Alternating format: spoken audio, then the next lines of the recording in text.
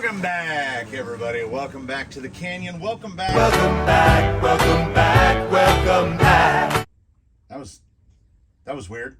Welcome back to another weekly update. The second least watched feature on the channel, but I get it. I get it.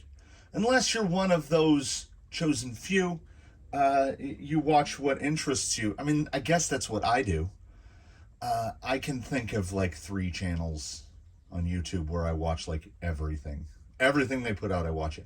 Otherwise, I'm like, no, maybe it's more than 3. It's a small number. So, I get it. We lure the people in with junk tests. I had no anticipation of the Junk Views series being as popular as it is. Everybody wants to save a buck. Amazon is kind of the place to do that.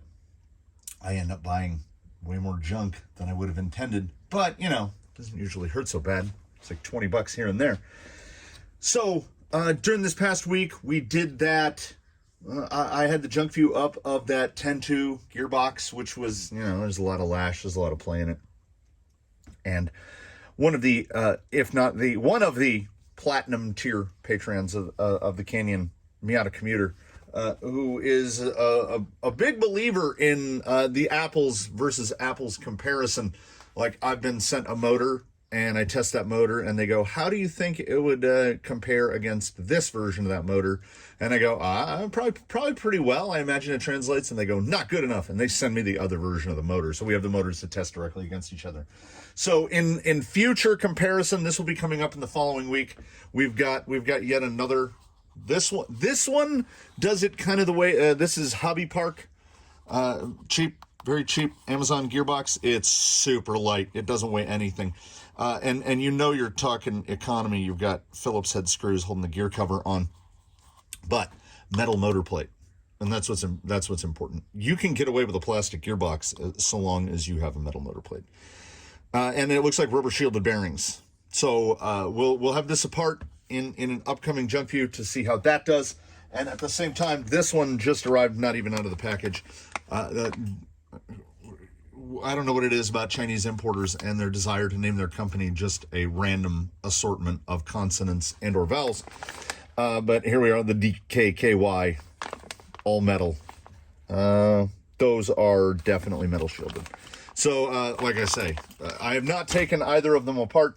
This one was a little more molested in the package. The packaging was actually torn even more than this one. Amazon has this thing now where they're like, yeah, we're not going to put that in a box. We're not even going to put it in a padded mailer. We're going to throw that in a little Tyvek envelope, and we're going to mail that to you. And I got a set of brass knuckles that the shape of the knuckles were embossed into the package. So, good old Amazon. I've been spoiled by things like A-Main, where they put everything in a grocery bag, knot it, put it in there with the pillows and everything. Like, everything from A-Main comes nice. Just got a package from RPP during the week, and packing peanuts. Couldn't remember the last time I saw packing peanuts.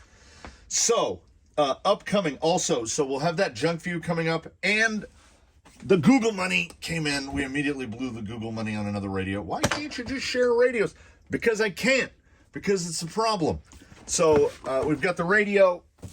We've got Mr. Is any of that going to show in the frame? Yeah, we've got Mr. 2.1. We're going to go with the 45 kg unless I decide to order a blue case. This comes CMS. It is going to be servo on axle for sure. Because for 80% sure. Just because it's easier. This copies that old, like what was in the builder's kit, where the servo mount and the battery tray are one big long piece. So it really limits your ability to mount what, where. So we will either, and if you were following along volume 16, it came from the workbench. If you're running that thing, see that's a big NIM pack right there next to the servo. If you're running that, you can fit a 540 in here and just barely.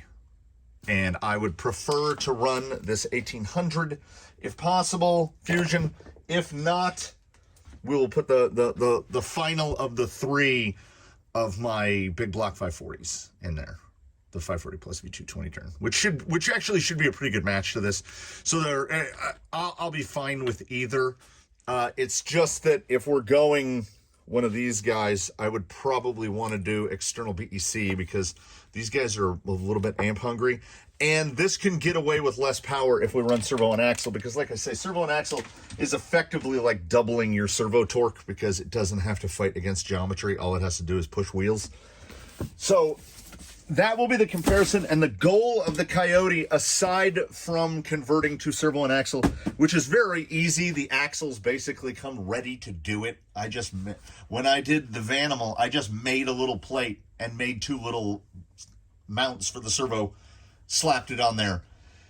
Bish bosh, Bob's your uncle. So that guy will be coming up. I have about 80% of what is required for it came from the workbench 18. I'm not going to talk about it. We're going to get to 18 when we get to 18.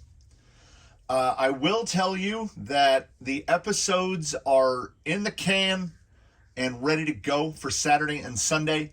They're a little long, even by my standards. Got away from me a little bit. So over the weekend, on this holiday weekend for us in the U.S. land, kick back, be prepared, prepare yourself, open up a can, bottle, or bag of your beverage of your choosing, and box. I guess we should throw in box too. Some people, there's beverages that come in boxes, and sit back and enjoy those. I feel pretty good about the Saturday and the Sunday installments.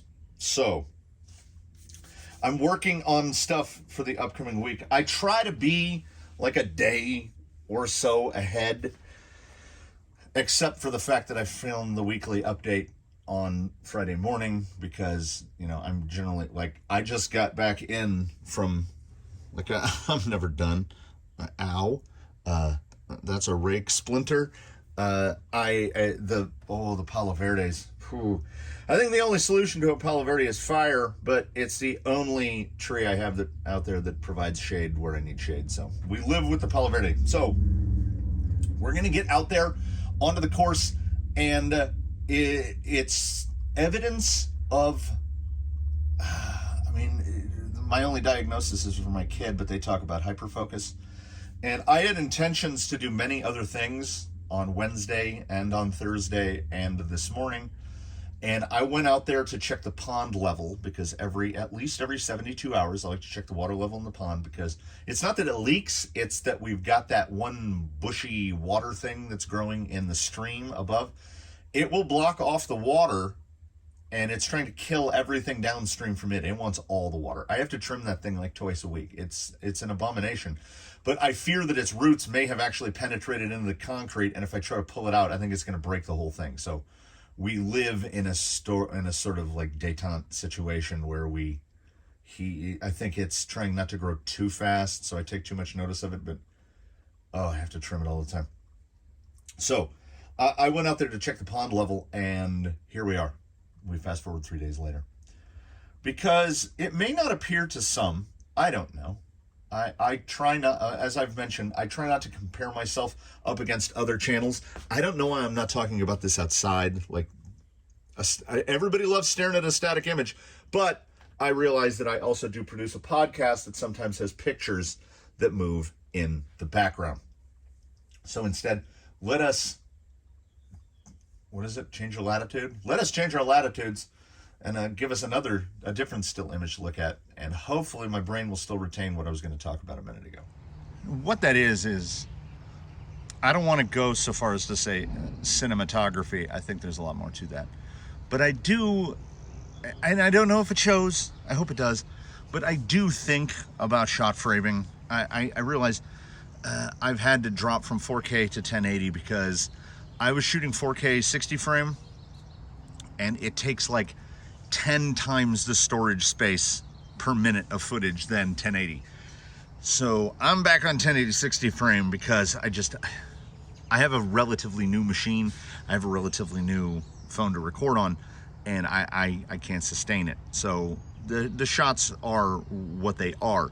It's difficult to maintain a rambling stream of conscious narrative and move shots at the same time. I really only have 2 cameras that I can operate simultaneously, and the video output from the one is radically different from the video output of the other. Same goes for the audio, but I don't really need the audio as much on the other one. Anyway, these are considerations that I take and that I make every time I come out here and set a tripod down or carry a gimbal or whatever I might be doing for that installment. And when I came out here to check the water level in the pond, I glanced out across the vista of the canyon, and I just looked at it and I went, I can't live like this. I can't look at this anymore. So it was 50 wheelbarrow loads, thereabouts, and we have fully relocated the plant, as it were. It is directly behind me. You have no doubt seen in the past, there's like a metal, just like an awning directly behind me, and everything is under there. I had mentioned in a prior video that my intention, that my intention was to do this, was to move the concrete plant once I finally depleted my supply of the decomposed granite that is literally, I think, every obstacle out here that has concrete in it pulled from that pile of DG. And it might have taken a year to go through that pile of DG. So all that was left was gravel and sand. The gravel got distributed. It is in places, like there's some over there. There's some up in Roots Remain. It got distributed wherever I thought I might need it, and the rest got moved. There's another there's about eight or nine wheelbarrows, so 50 some cubic feet of it right behind me.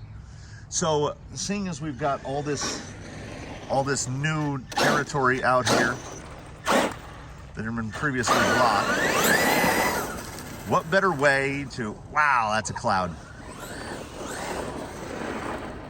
What better way to smooth that surface out than to take the old, his name is Ultra Slashipede, as I copied the STRC chassis extension that allowed you to make an LCG slash, where you took a Rustler chassis and then aluminum plates made it longer.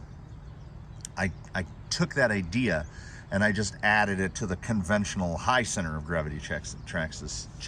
So we've got a 15.25 inch wheelbase, I think, 23 millimeter hex adapters to run some Associated Monster GT shell. One of my favorite shells that I've painted in recent memory, this guy.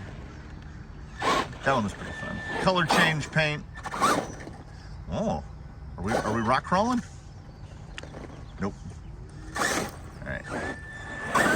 So, I mean, there are things that call themselves monster trucks, right? And over time, what has been called a monster truck is getting increasingly less and less monster truck. I mean, I honestly think if you want to do a monster truck, honestly, it needs like twin vertical plate or some sort of cage, like an LMT. This thing has, so this thing is full independent suspension. So, you know, we're not 100% there. But it is, like, it handles like a monster truck well and truly, in that, like, the turning circle is humongous. Your body rolls everywhere. It spends most of its time sliding. You have to turn with throttle. It, of course, has a conventional Traxxas gearbox, two-wheel drive, as you can tell. It has a servo far too weak to move these monstrous tires, and mated to that Traxxas regular Magnum 272 gearbox is a Take-On 4076 full-blown 8th scale 2000 kV 8th scale can, and it's too much, because if we let's see, let's see if we can line it up here. There we go. So if you rump it, what you have to do is you got a 50-50 chance of just snapping something, because it's still using tiny little 2mm drive pins through the axles. T-Max rear axles, T-Max or E-Max rear axles modified to fit on here. So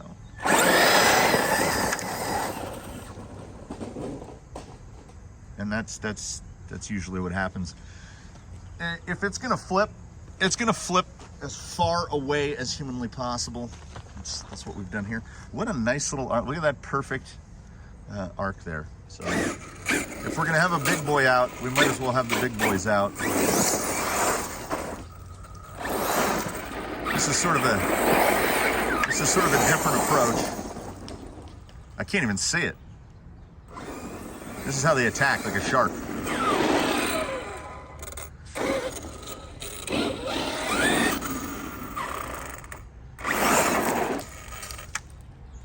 The Kraton of everything I've owned, of everything I ever owned, it was the first thing I ever bought that used 6S, because I was like, man, like teenage me could never even have imagined 6S. Like, I started on 1,000 milliamp 6L NiCad packs with the twist charger, and you could get 5 minutes of runtime, 4 minutes to 5 minutes of runtime. Charging in an amp would take an hour, and we would just keep twisting. We would turn the charger up as high as it would go and just keep twisting that charger. And the charger was hot, the batteries were hot, everything was hot. Now there's like a 5,000 6S pack, and this thing will run for like 25 minutes. It's so fast, even geared down.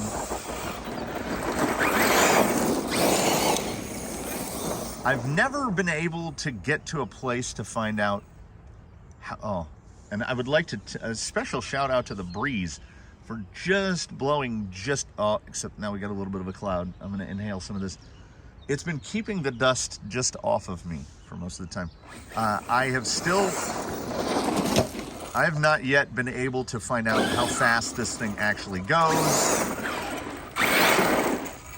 I certainly don't have enough room out here in between Deadline and Anomaly. We've only got about, I don't know, 80 feet, and this thing is not getting up to speed.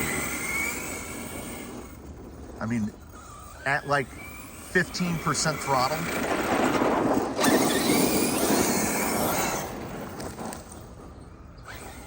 okay, I don't know. Okay, we've got a lot of dust. Is that lined up? You guys can't see it. It's just a cloud. Nope. Parallax is real. Okay, maybe you're right there.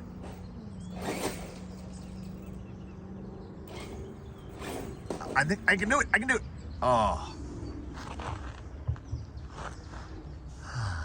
If I don't have to get off the bucket chair for the entirety of this, what a great day that would be. Because this is how Fridays should be spent. It's a little overcast. I have 0 crawler batteries charged. I don't know how much charges in Ease batteries. I don't treat batteries properly, people. LiPo batteries have gotten so inexpensive, even the ones that are in these big guys, that I run them and then I put them away. And you know, and I'm of the big batteries, I'm storing all of them in one bag, which is terrible. I really need to invest in some more LiPo bags just for the safety of like my stuff. It's either that or get an old cooler and start some room outside.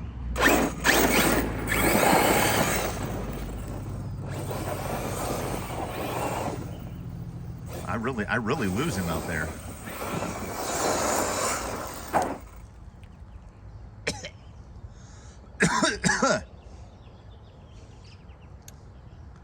I forgot. Like, you see the dust coming up there, very white. I've been doing my concrete washout pretty much right where he's sitting. Like, when I would finish with the mixer, I would just pour it all into a wheelbarrow and then dump it right here. So we get the nice, like the dust is super white. So we got to grind that in.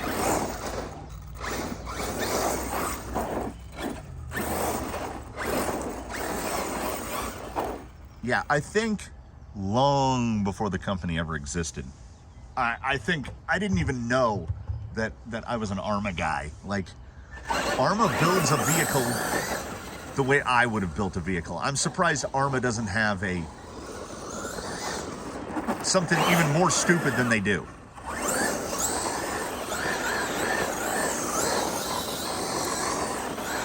Get that tire booming out there.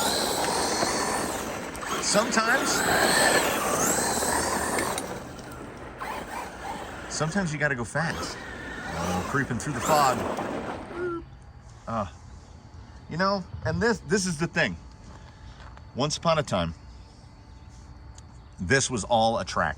The whole thing. That's why that's there, right? This was all a track, and it was way too much for a team of people to maintain, and it was just me. So it sat defunct for all those years. And then, you know, TRX Ford Defender in the middle of the night, and here we are.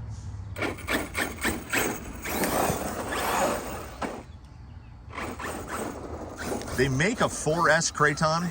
I didn't know this. I mean, I had like 6S held this allure. I still want to build a 6S crawler with some ridiculously low, like a 600 kV outrunner in it. And the Rhino makes this possible. So we won't rule it out. One of the upcoming builds, that wind shifted. One of the upcoming builds, we're gonna get a 6S crawler in here at some point, just because when I look at batteries, I look at things like watt hours that are in the batteries, and a 6S, what is it, a 6S, was it a 650 or a 450? I think it's a 6S 450, has the same watt hours in it as a 3S 1500. So, tiny little battery, but should run a long time. Longer than I need it to.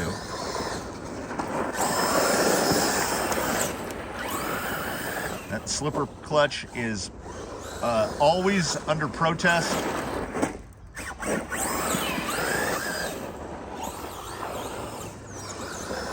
You can hear it wailing. Oh, I gotta get up. I'm not above it. I like that the camera there for a second. Actually, I saw the camera lose focus because too much of a cloud. Yeah, another one of those things where Ultra Slashipede was built, where I made those couple pieces, but I don't recall buying anything specifically for it. That you can see on the back of it. Well, you can see on the back of it, look how many body post holes are in there. So that body has been around. It wasn't made for that specifically.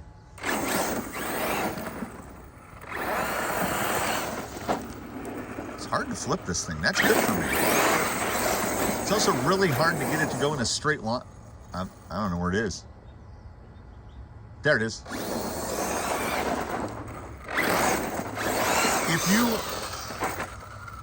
If you are, and it's hard for me to get my head around, but I do understand that there are folks out there that, like, the first RC car they ever got was a rock crawler.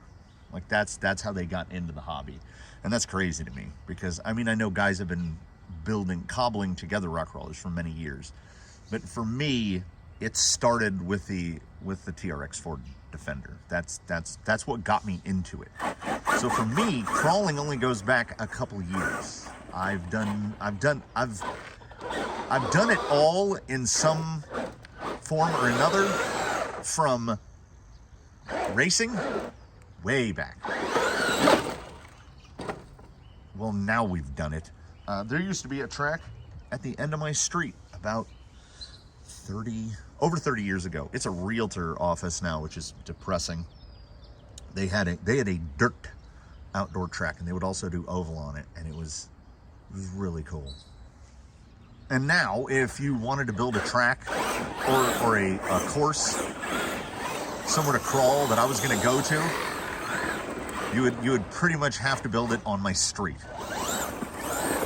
because I already did that.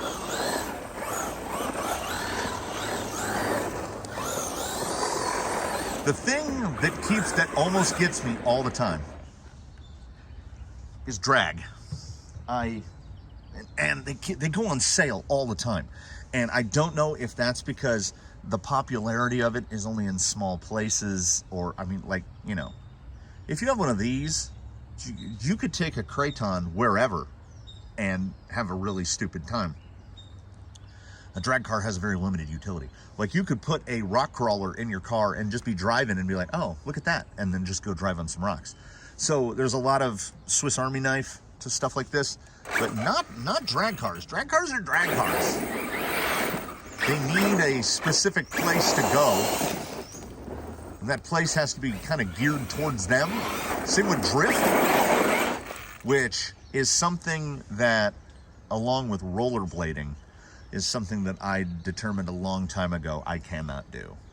Drifting it does not look that hard.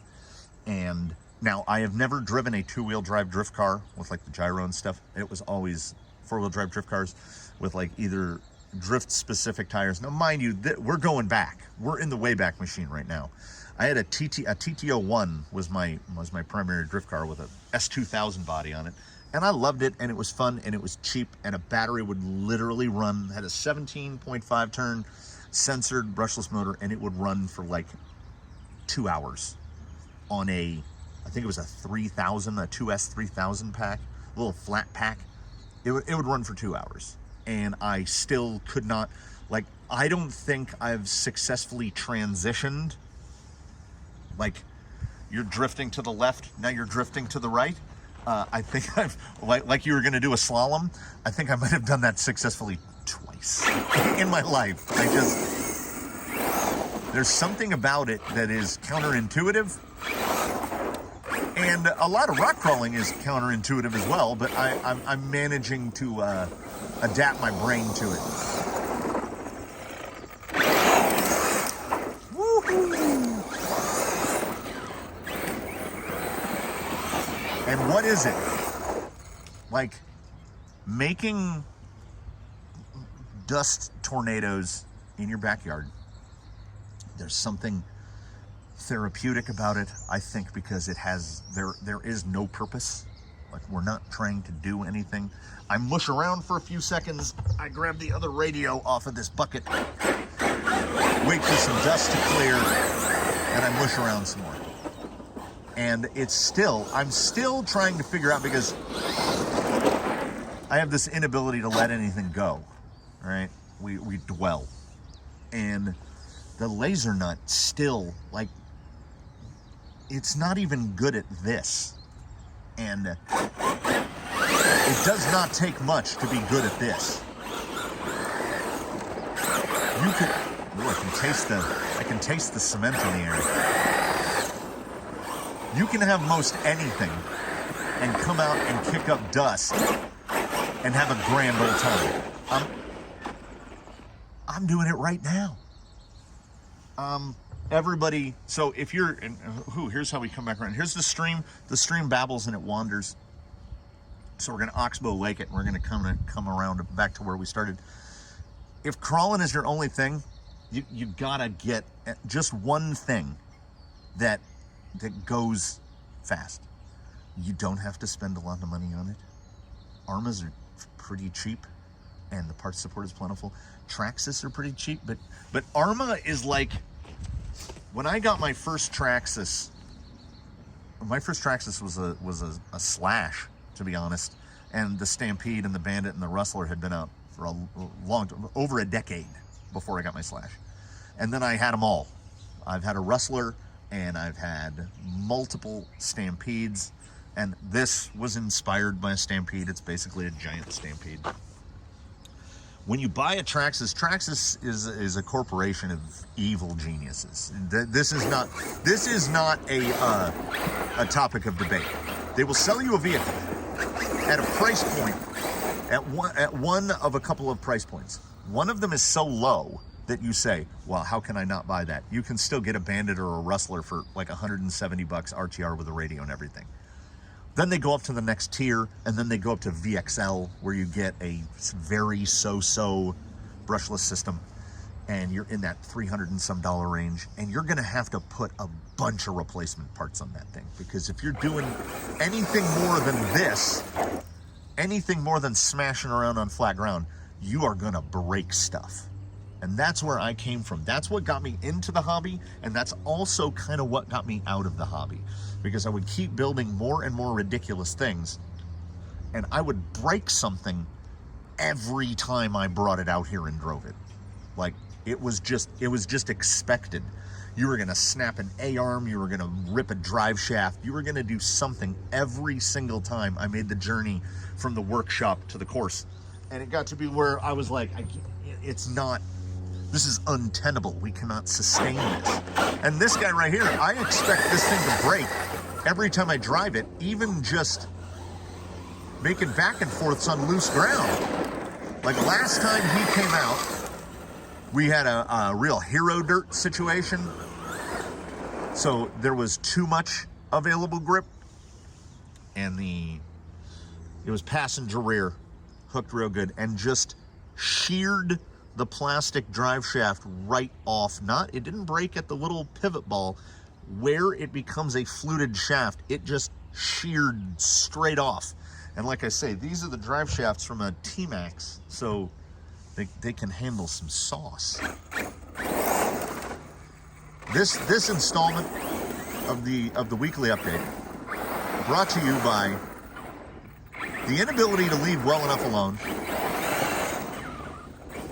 and the fact that, to me, I have no idea about anyone else, but to me, coming out here and filling up wheelbarrows, not only do I not see it as work, but like, it's every bit as therapeutic as smashing around on these things. See, and now the dirt, like we've gotten that, you can't achieve this kind of dirt uniformity. It must be uniformity through chaos is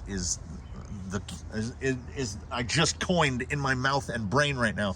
The new Canyon motto is uniformity through chaos, because you can't do this with a rake. You couldn't use a drag and drag this. You got to get out here and get into the washout and spit it up. What I have the weekend to look forward to. I hope you all have your weekends to look forward to. Get out and whatever it is, just get out and do something. Do something that makes you happy. Because, and I don't want to bring everybody down in the outro, but happy. Catching it? I don't know. Finding it. It doesn't get easier. It definitely gets harder. So if you can sit on a bucket chair and you can do something mindless or mindful that leaves you in a mental state better than when you sat down, I think you're doing it right. So I invite you one and all to have a fantastic weekend. I thank you so much for coming by the canyon. It's whether virtually or those very few, wow, hold on. Or those very select few who have been here in person. We love having you. Virtually, in person, however you happen to come by the canyon, we love having you. We look forward to seeing you again. Wow, there was a That was a solid breeze off that thing. I was trying to stop him. You see there's a weed that's getting mushed right about here. I'm trying to Starsky and Hutch right into that spot right there. I do think we love having you. It could have been better. And we're going to outro our buddy, the helicopter. I have tried to zen it, and I just figure that, like, he just wants to see what's going on. He enjoys the progress of the canyon, and that's why he flies directly over my house. This is the third time today. Here he comes. There's our boy. Straight over.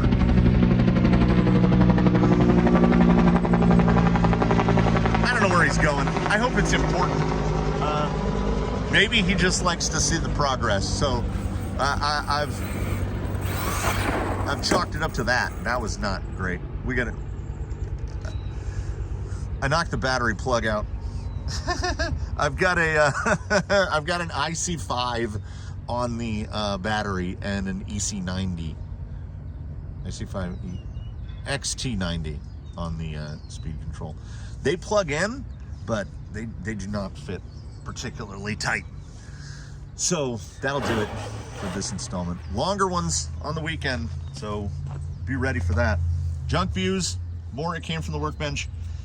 We've gotten this place in a condition where, well, we'll see, we now have got a big wide area. Oh, I will offer a question here in the very last minute. One of the Crawlympic categories has to be turning circle. Just because I kind of want, like, that's more like we're going to call it an event, but it's just kind of a satisfaction of curiosity. Should we do I just do it on dirt, or should it be a prepared surface? Like I don't know. My inkling is to just be like, go over here. Like, it's flattish, it's dirt, it's relatively uniform. Or do we need a more prepared, just wet it down? I don't know. So give me some ideas on, not skid pad, but I guess it's just turning circle. Like, I want to see, which is sort of an axle comparison. Like, what axle has the sharpest turning? My brain wants to say element, but we'll see.